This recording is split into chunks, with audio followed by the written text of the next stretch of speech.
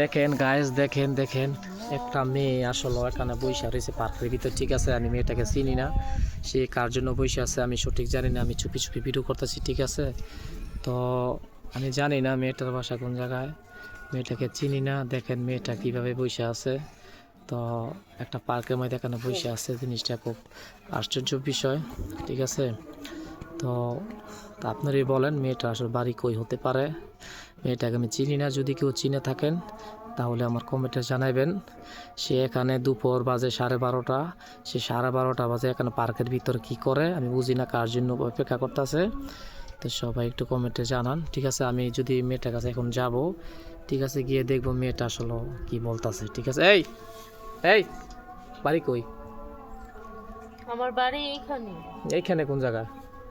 নরসিংদীতে। নরসিংদী। তো তুমি এখানে কি করতেছো? কিছু না, বসে আছি।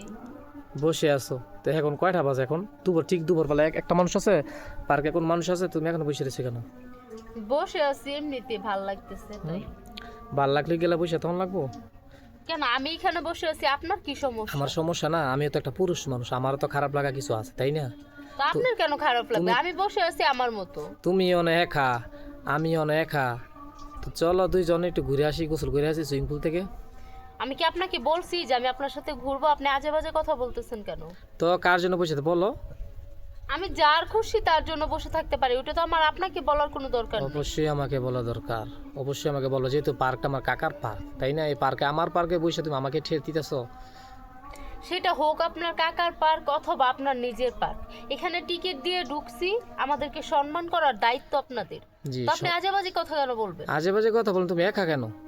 আমি একা আসতে পারি না? আমি তো টিকিট দিয়ে আসছি, তো আমি একা আসবো বা আরেকজনকে নিয়ে আসবো, ওটা আমার একান্ত ব্যক্তিগত ব্যাপার। ও আচ্ছা, তাহলে নিশ্চয়ই অবশ্যই। যাই হোক দর্শকেরা, আমি এখন কিছু বলবো না। মেয়েটি হয়তো কোনো ছেলের জন্য অপেক্ষা করছে, আমি যদি এখন তার ডিস্টার্ব করি তা হয়তো আমি মামলা খেয়ে যেতে পারি।